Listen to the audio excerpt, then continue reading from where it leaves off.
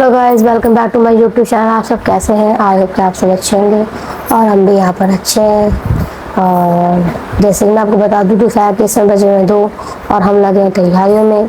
तैयारियाँ क्या हैं? बस जैसे कि सबको ही पता है कि सावन चल रहा है और मेरी बहन की शादी को अभी 1 ही साल हुआ और पिछली बार तो सिंदारा आया था, इस साल से सिंदारा जाएगा। तो उसी तैयारी में लगे हुए हैं कि तीज, अब सबको पता है कि शनिवार की तीज है और उससे पहले पहले सिंदारा जाना होता है, खासकर जिन लड़कियों का जिन लोगों की नई नई शादी हुई होती है।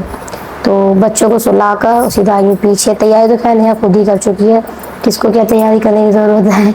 और हम सब वहाँ पे जा रहे हैं सिंदारा लेके उसके, और बताती कौन कौन जा रहे हैं आगे देखिएगा वीडियो में।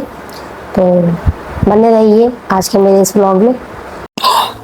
तो गाइस देखिए, पहले हम चलते हैं जो हमारी तैयारियां थी सिंदारे से के लिए। जो तैयारियां हमने 2-3 दिन पहले से शुरू कर दी थी। यहाँ पर मैं बना रही हूँ होममेड खोआ। घर में ही हम दूध फूट के खोआ बनाएंगे, क्योंकि बाहर का खोआ हमें अच्छा नहीं लगता और ना ही उसका टेस्ट इतना अच्छा आता है। और खोए के तैयार होने के बाद उसकी शक्ल देखिए, काफ़ी अच्छी शक्ल थी और मैं भी काफ़ी अच्छी आ रही थी। और ये हमारा गुंजिया डे, जिसमें हमने गुंजिया बनाई थी। और यहाँ पर जो खोआ पहले से रेडी था, उसको गर्म करने के बाद गुंजिया तैयार करती हुई हमारी मम्मी। और देखिए गुंजिया शायद हमें बेचनी है, तैयारी हो रही है गुंजियों की। और ये हमारी बहना, जिसका जाएगा सिंदारा पहन का। और आते हैं आज के दिन पर, जिस दिन हम सिंदारा लेके जाने वाले थे। और यहाँ पर कर रही है मम्मी पैकिंग सारी चीज़ों की, जो भी कपड़े हैं ससुराल वालों के, बहन के, और फल वगैरह, घेवर, जो सब कुछ होता है। और हम यहाँ पे तो इस बार मम्मी ने जवे भी तोड़े हैं बहन के लिए, 1 डब्बा जवे उसको तैयार करके दिए हैं। और भून के भी, खैर भून तो मेरी बहन ने खुद ही दिए थे। और ये देखिए हमारी मट्ठी वगैरह सब कुछ यहाँ पर रेडी कर दिया है। सारा सामान एक साथ इसलिए रख लिया है ताकि कोई सामान पीछे छूट ना जाए, क्योंकि ना करते करते लास्ट एंड टाइम तक हो ही जाता है, कुछ ना कुछ छूट जाता है। और ये देखिए हमने यहाँ पर कनस्तर भर दिया है गुंजियों का। और ये रहा हमारा जवे का डब्बा। और यहाँ पर जवे भी रेडी है, देखिए अब बना कर खाती रहेगी पूरा साल। और बस बाकी ये सब सामान है, श्रृंगार, चूड़ी, जो सब कुछ होता है सिंगारे के सामान में, वो सब कुछ यहाँ पर रेडी किया हुआ है। बाकी कम ज़्यादा का हमें पता नहीं, पर हाँ जितना होता है उतना तो हमने कर दिया। और आगे चलते हैं हमारे वीडियो में। देखिए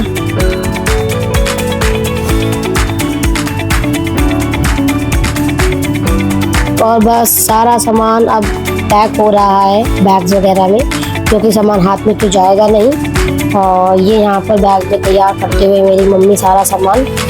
ये मत सोचेगा कि मैं कुछ काम नहीं करती, मैं काम भी करती हूँ, पर जो काम मम्मी कर रही है मुझसे नहीं हो पाएगा। मम्मी अपना 2 अगर जने उस काम को करेंगे तो फिर होश पोच हो जाएगा।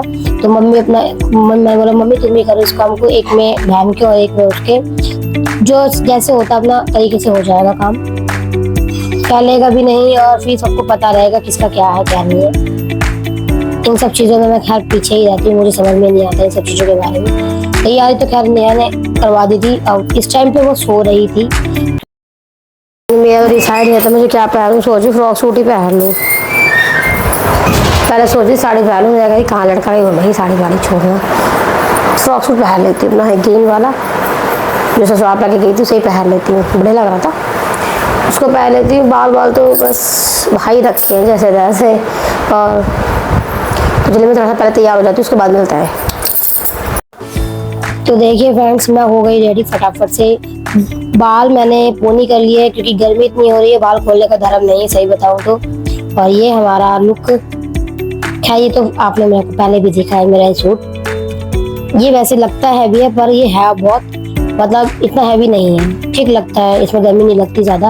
और यहाँ पर बच्चों को रेडी करते हुए मैं पहले रेडी हो गई इस बार, अब बच्चों को बाद में रेडी किया, क्योंकि बच्चे कपड़े गंदे कर लेते हैं जब तक, क्योंकि मुझे ट्यूशन भी पढ़ाना, जैसे मैंने आपको बताया, ट्यूशन पढ़ाने के बाद में बच्चों को रेडी करने लगी। और यहाँ पर देखिए कुंडू भी रेडी, परी भी रेडी, और बस बहना भी रेडी। बहन कह रही है भैया मैं तो ऐसी जाऊँगी, पास में ससुराल होने का फ़ायदा बहुत है। और ये हम चलते हुए घर से बाहर, लाइट्स वगैरह बंद करना इसको सब याद रहता है। भाई मम्मी तो अपना लेकर चलती सामान, और कुंडू आगे।